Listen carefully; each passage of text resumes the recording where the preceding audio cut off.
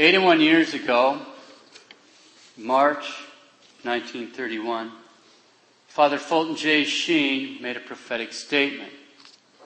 In response to a decision announced by the United States Federal Council of Churches of Christ, it's now called the National Council of Churches of Christ in the USA. It's a group of mainline Protestant and Eastern Orthodox denominations. Father Fulton J. Sheen stated, quote, "Since a week ago, last Saturday, we can no longer expect them to defend the law of God. These sects will work out the very logic of their ways. And in 50 or 100 years, there will be only the church and paganism. We will be left to fight the battle alone. And we will." Close quote. We can no longer expect them to defend the law of God. These sects will work out the very logic of their ways, and in 50 or 100 years there will be only the church and paganism. We will be left to fight the battle alone, and we will. What was Fulton Sheen reacting to? We'll get to that later, but first let's spend a few minutes reviewing. Last week we spent some time making sure that everyone here has a very clear idea of what exactly marriage actually is. We saw that marriage is a contract that results in a relationship. We saw that the marriage contract is very specific.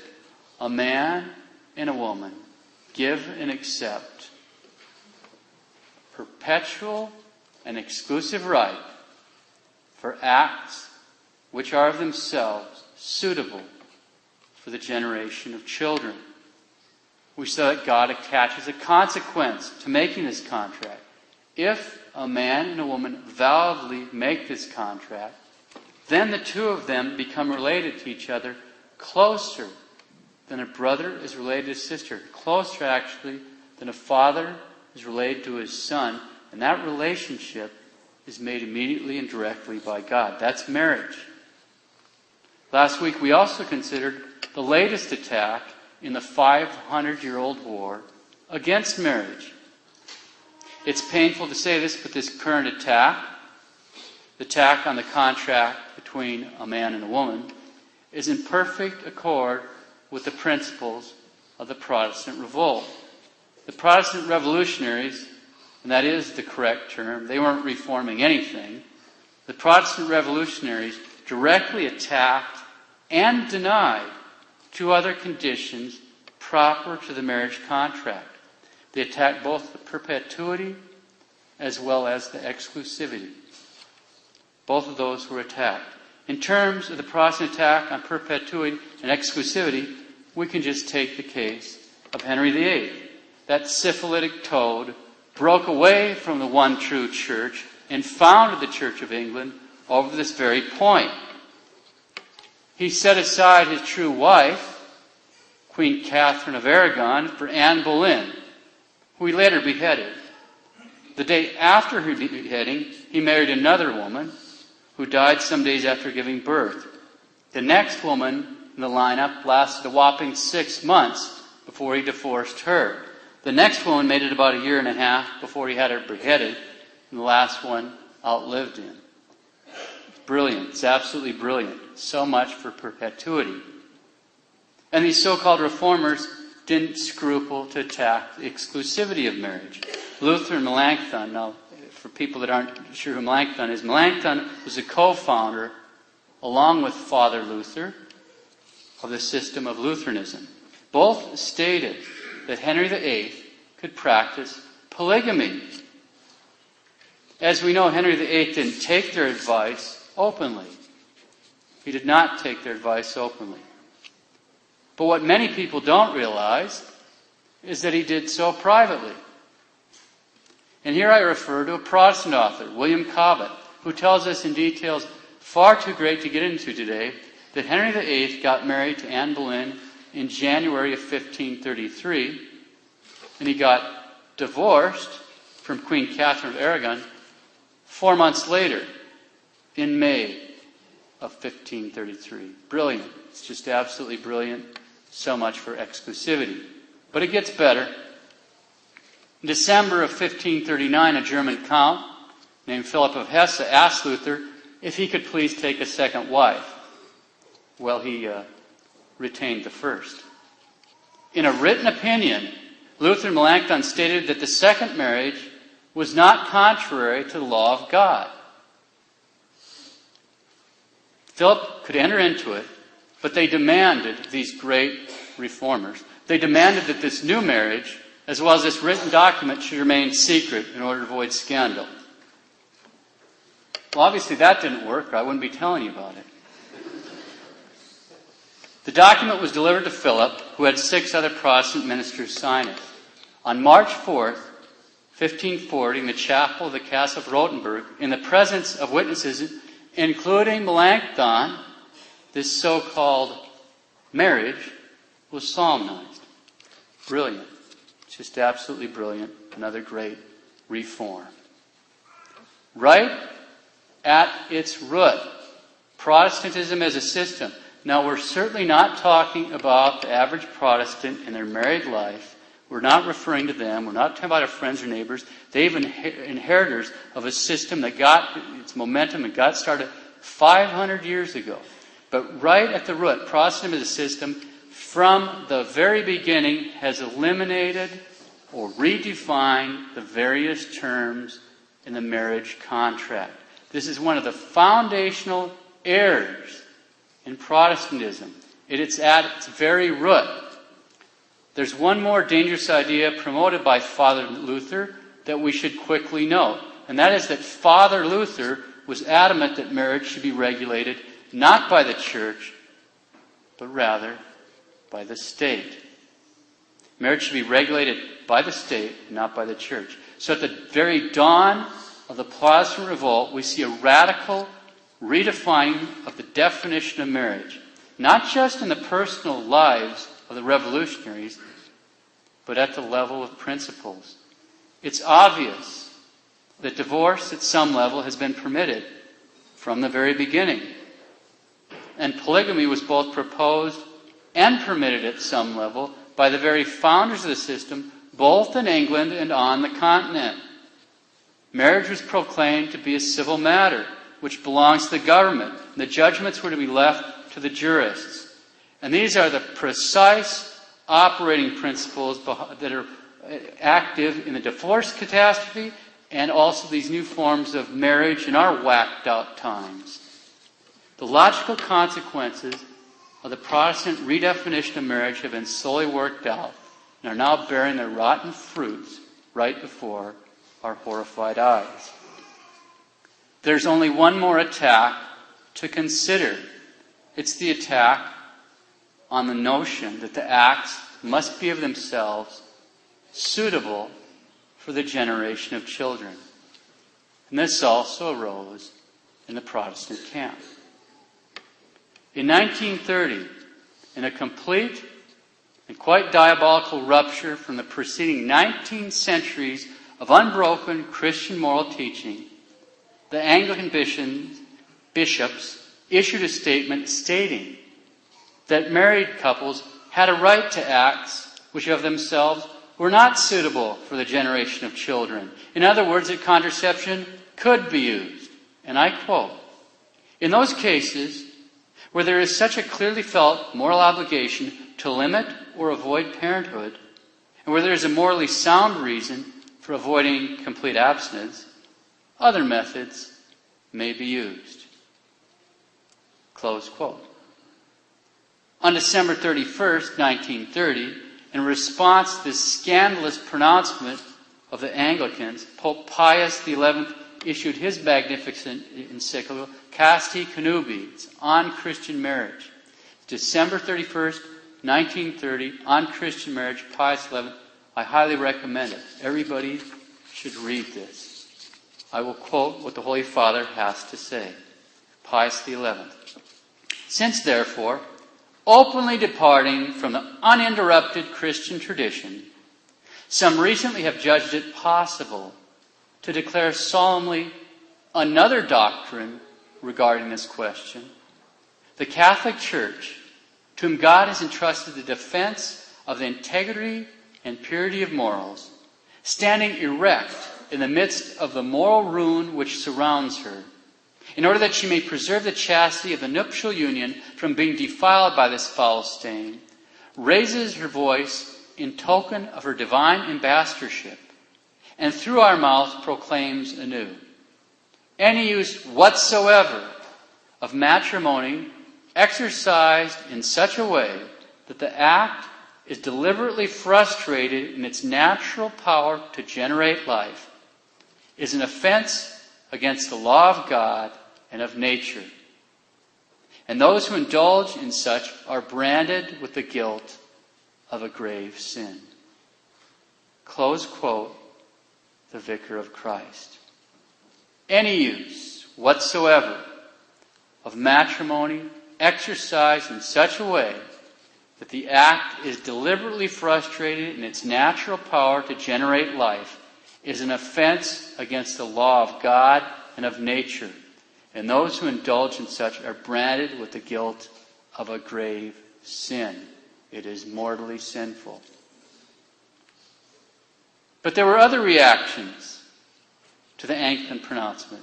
Over here, the United States Federal Council of Churches, as we noted, it's now the National Council of Churches, had been waiting eagerly for a particular church to take the lead in modernizing the Protestant stance vis-a-vis birth control. In March of 1931, the Federal Council of Churches endorsed, and I quote, the careful and restrained use of contraceptives by married people, close quote, while at the same time conceding that, quote, serious evils, such as extramarital relations, may be increased by general knowledge of contraceptives, close quote. Some Protestant denominations, and even the secular press, to their great credit, immediately condemned the notion of contraception within marriage. But over time, virtually all the Protestant denominations have gone over to the neo-pagan position of the Anglicans. I bring forth Exhibit A, book published by Baker Bookhouse, Christian publisher. You can't read the title, so I will. This book is, 215 some pages. The title is Birth Control for Christians, Making Wise Choices. I suppose the companion volume must have a name like Adultery and Fornication for Christians, Making Wise Choices. Now somebody might think this is just liberal Protestant trash. It is trash. That's for sure. But it would be an error to think that it's liberal Protestant trash. The Southern Baptists are not liberal Protestants. Let's see what they have to say. Here's a short quote taken from an article on contraception written by Dr. Albert Mohler Jr. Now, he's the president of the Southern Baptist Theological Seminary. It's the flagship school of the Southern Baptist Convention and one of the largest Protestant seminaries in the world. By any measure, he is an extremely conservative Protestant. Dr. Mohler, quote, evangelical couples may, at times, choose to use contraceptives in order to plan their families and enjoy the pleasures of the marital act. The moral justification for using contraceptives must be clear in the couple's mind and fully consistent with the couple's Christian commitments. And Christian couples must ensure that the methods chosen are really contraceptive in effect and not abortifacient. Close quotes. Evangelical couples may at times choose to use contraceptives, but not abortifacients. Although we bear Dr. Mohler goodwill, and we would do well to praise him for his clarity on the one point regarding the pill and other so-called contraceptives that actually cause abortions. That's what it means by abortifacient. Many of these have the feature to cause chemical abortions. And that's a clarity that's sadly lacking in many Catholic publications and pulpits. But nevertheless, we must be very clear. Dr. Mohler is clearly advocating an anti-Christ, neo-pagan moral position. And there's no other way to color that. Now, with leadership and principles like this, small wonder our Protestant relatives, friends, neighbors are wrapped up in this. They go to their Protestant bookstore. They have books like this, Birth Control for Christians. They look on articles on contraception by the respected, hard-right Protestant leaders, and they get this kind of advice.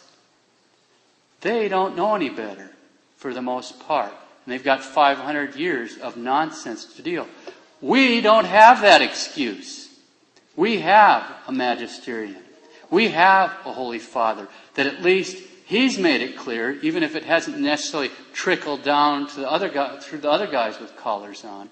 We know the truth of this matter. So, until 1930, all Christians everywhere categorically rejected contraception as a moral evil. All Christians everywhere.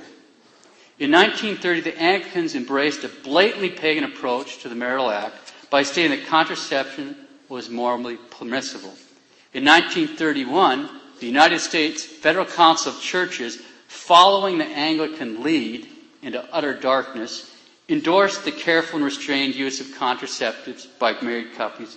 And today, only 8 decades later, we believing Catholics, and it's sad that we have to qualify the word Catholic with believing, but that's the state of things. We believing Catholics find ourselves absolutely alone in teaching and believing that any use whatsoever of matrimony exercised in such a way that the act is deliberately frustrated in its natural power to generate life is an offense against the law of God and nature, and those who indulge in such are branded with the guilt of a grave sin. We're alone. There are other aspects of contraception that we need to consider. Pope Paul VI summarized a few in his encyclical Humanae Vitae. Here are a few excerpts. Quote, reflect on the consequences of artificial birth control. First, consider how easily this could open wide the door for marital infidelity and a general lowering of moral standards. Well, here we are. Look around at the sick society we live in. Back to the Holy Father. This is a very important point. A man who grows accustomed to the use of contraceptive methods may forget the reverence due to a woman, and disregarding her physical and emotional equilibrium, reduce her to being a mere instrument for the satisfaction of his own desires, no longer considering her as his partner whom he should surround with care and affection. Close quote, the Vicar of Christ. A man who grows accustomed to the use of contraceptives may forget the reverence due to a woman and reduce her to being a mere instrument for the satisfaction of his own desires. What is the Pope saying? He's saying in a very polite and papal way that the use of contraception may very well result in men treating women with all the respect and reverence normally afforded to ladies of the night. And then when we look around at our sick society, what do we see? See, precisely because contraception, and sterilization for that matter, turn the garden into a playground, they produce a certain mentality. And the mentality is that this act is all about pleasure. This act is all about pleasure, and it doesn't have any necessary connection to babies at all. That's the contraceptive mentality. Now, obviously, even the word contraception against conception clearly indicates the reality of the act. So that anyone who actually entertains this contraceptive mentality, this kind of an idea, is already profoundly disconnected from reality. But nevertheless, massive numbers of our fellow citizens, including a great many of our fellow Catholics, both lay and clerical, seem to have been infected by this notion. The real horror is that once this kind of idea begins to take root in a society, the idea that this act is all about pleasure and doesn't have any necessary connection with babies, once this idea takes hold in a society, then three things are certain to follow. Three things. The first certain result is abortion. Abortion.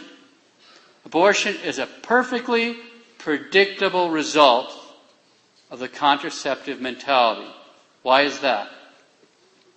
Because when a couple has been engaging in this sort of behavior, while somehow believing this is only for pleasure and doesn't have any necessary connection with babies, and then the woman finds herself pregnant, then one perfectly predictable reaction, granted, this is not the only possible reaction, but it is certainly one of them. This reaction to an unwanted pregnancy goes something like this.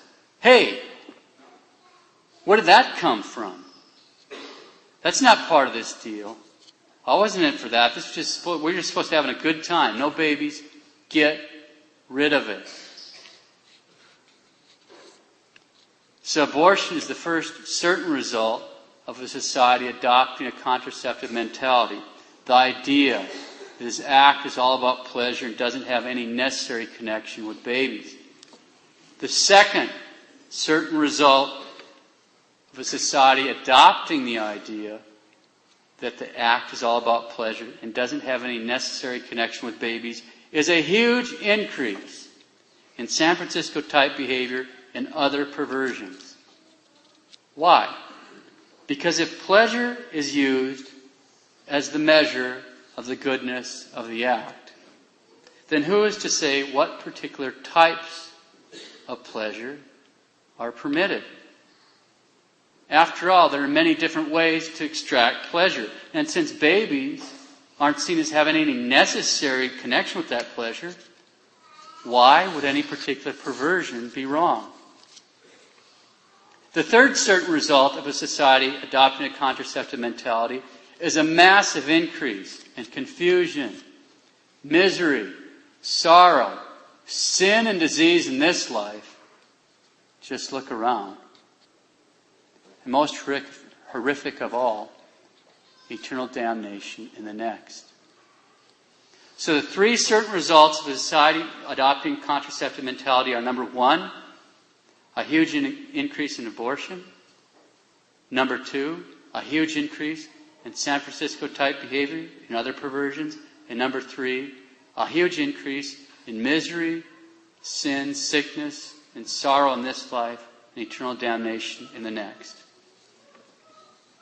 Interestingly enough, essentially the same analysis of the first 2 points can be found by reading the majority opinion in the Lawrence versus Texas decision, in which Justice Kennedy, an enemy of God, man, and the natural law, and unfortunately also apparently a Catholic in good standing, starting with Griswold versus Connecticut, the 1965 decision which made contraception legally available to married couples, goes forward and explains the first 2 points, but from the warped and thoroughly immoral position of our Supreme Court. Now, with all that by way of background, let's turn back to that prophetic statement made by Father Fulton J. Sheen in March of 1931 in response to the United States Federal Council of Churches' endorsement of the use of contraceptives by married couples. Fulton Sheen, quote, "Since a week ago last Saturday, we can no longer expect them, Protestants, to defend the law of God. These sects will work out the very logic of their ways, and in 50 or 100 years, there will be only the church and paganism. We will be left to fight the battle alone, and we will." Close quote. Well, here we are. It's only 81 years later. And just as Fulton Sheen predicted, there is now only the church and paganism. And unfortunately, in this battle, massive numbers of our fellow Catholics have joined the pagan forces and are now actively opposing us. They're in the pews, they're in the classrooms, they're in the pulpits, they're in the seminaries, they're in the chanceries, and they're certainly in the halls of our government. Now, in that regard, there is one more consideration from Pope Paul VI that we would do well to ponder deeply. Quote, "Finally, careful consideration should be given to the danger of this power of contraception passing into the hands of those public authorities who care little for the precepts of the moral law." Close quote, the Vicar of Christ. Careful consideration should be given to the danger of the power of contraception passing into the hands of those public authorities who care little for the precepts of the moral law. Let's close with two reflections based loosely on that papal warning. First reflection, LifeSite News, November 28, 2011. It's less than 2 months ago. Quote, "One of the highest-ranking cardinals in the Vatican has said that the United States is well on the way to the persecution of Christians. Cardinal Raymond Burke, former Archbishop of St. Louis, and now the head of the Vatican's highest court, told the Catholic News Agency that he could envision a time when the Catholic Church in the U.S., even by announcing her own teaching, is accused of engaging in illegal activity, for instance, in its teaching on human sexuality. Asked if the Cardinal could even see American Catholics being arrested for their faith, he replied, "I can see it happening, yes." "It is a war," he stated, describing the battle lines between a culture of secularization, which is quite strong in our nation, and the Christian culture, which has marked the life of the United States strongly during the first 200 years of its history. He says that it is critical at this time that Christians stand up for the natural moral law, especially in defense of life and the family. If Christians do not stand strong, give a strong witness, and insist on what is right and good for us both as individuals and society, he warned, this secularization will in fact predominate and it will destroy us. Close quote. In this cultural war, the United States is well on the way to the persecution of Christians. It is critical at this time that Christians stand up for their natural moral law, especially in defense of life and the family. The Catholic Church in the United States, even by announcing her own teaching, may well be accused of engaging in illegal activity, for instance, in its teaching on human sexuality. And American Catholics may very well be arrested for their faith.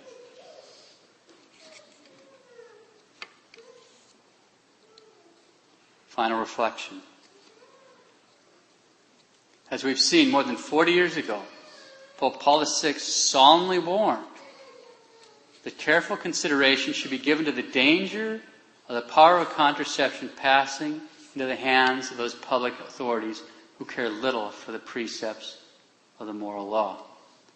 Last Thursday, 3 days ago, in an address given to the bishops of Washington, D.C. and the surrounding regions on the occasion of their ad limina visit, our Holy Father, Benedict XVI, gave a solemn warning to all the Catholics of the United States. Our Holy Father, quote, "It is imperative that the entire Catholic community in the United States come to realize the grave threats to the Church's public moral witness presented by a radical secularism which finds increasing expression in the political and cultural spheres. The seriousness of these threats needs to be clearly appreciated at every level of ecclesial life." Close quote, Pope Benedict XVI. That is worth repeating. It is imperative that the entire Catholic community in the United States come to realize the grave threats to the Church's public moral witness presented by a radical secularism which finds increasing expression in the political and cultural spheres. The seriousness of these threats needs to be clearly appreciated at every level of ecclesial life. That warning was given to us on Thursday.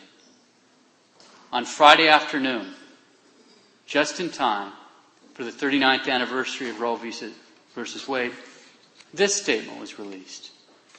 We will read important excerpts.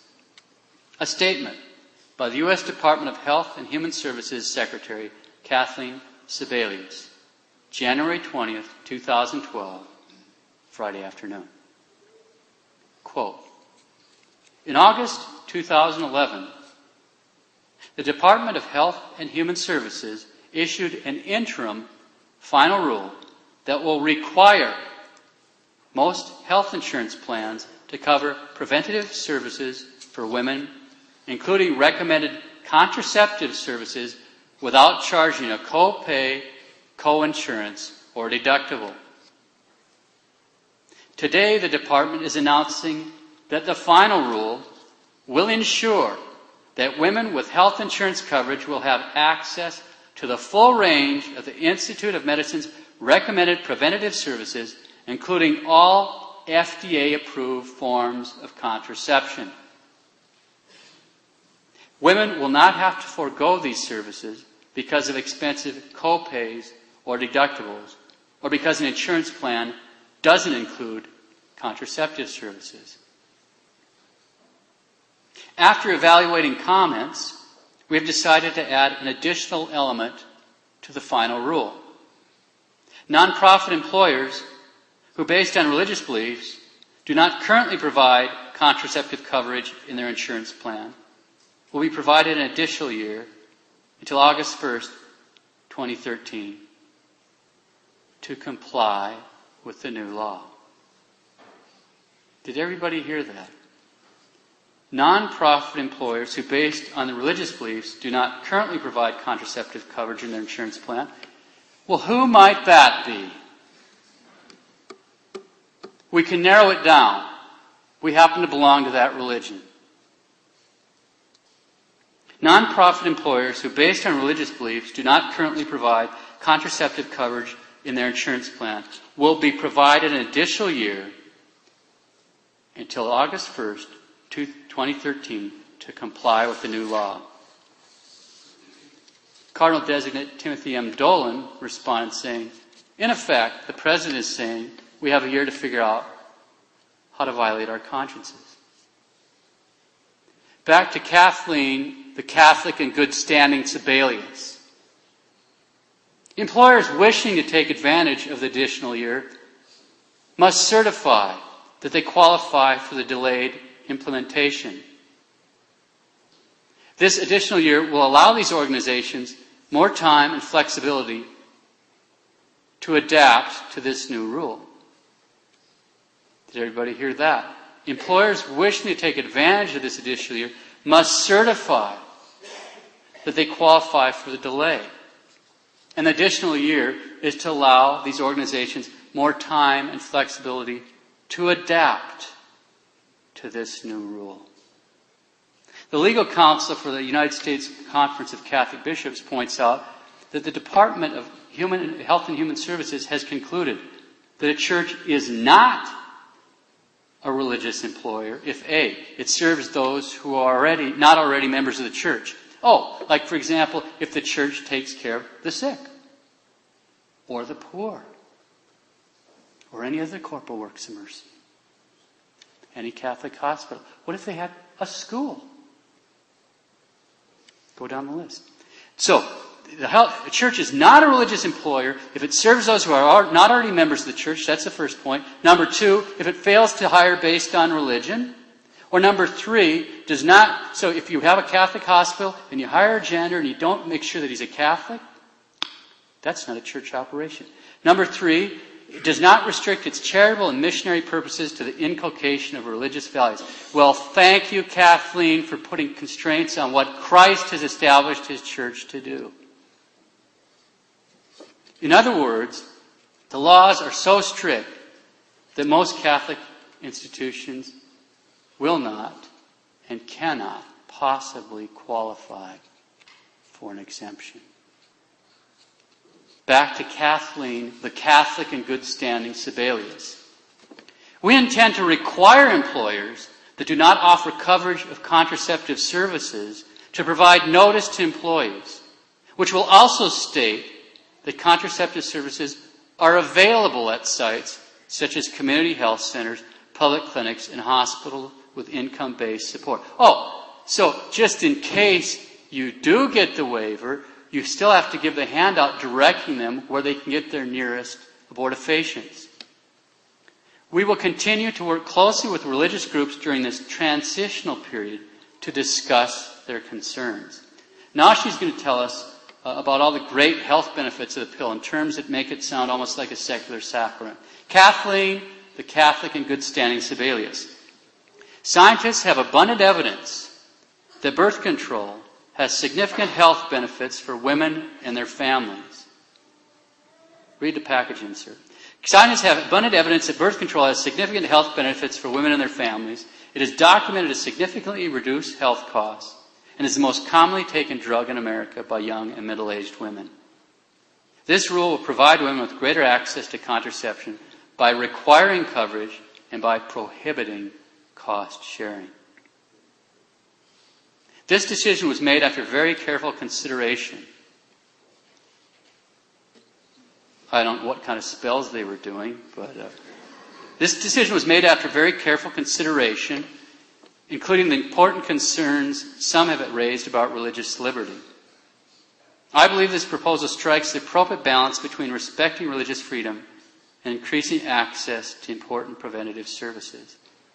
The administration remains fully committed to its partnerships with faith-based organizations which promote healthy communities and serve the common good. Close quote. And obviously don't include us. There it is. Careful consideration should be given to the danger of the power of contraception passing into the hands of those public authorities who care little for the precepts of the moral law. It is imperative that the entire Catholic community in the United States come to realize the grave threats presented by radical secularism. The seriousness of these threats needs to be clearly appreciated at every level. In this cultural war, the United States is well on the way to the persecution of Christians. Actually, we've just arrived. It is critical at this time that Christians stand up for the natural moral law, especially in defense of life and the family. The Catholic Church of the United States, even by announcing her own teaching, may well be accused of engaging in illegal activity, for instance, in its teaching on human sexuality. And American Catholics may very well be arrested for their faith. In 50 or 100 years, there will be only church and paganism. We will be left to fight the battle alone, and we will. Well, there is only the church and paganism now. And we are left to fight the battle. Better get really serious about your rosary.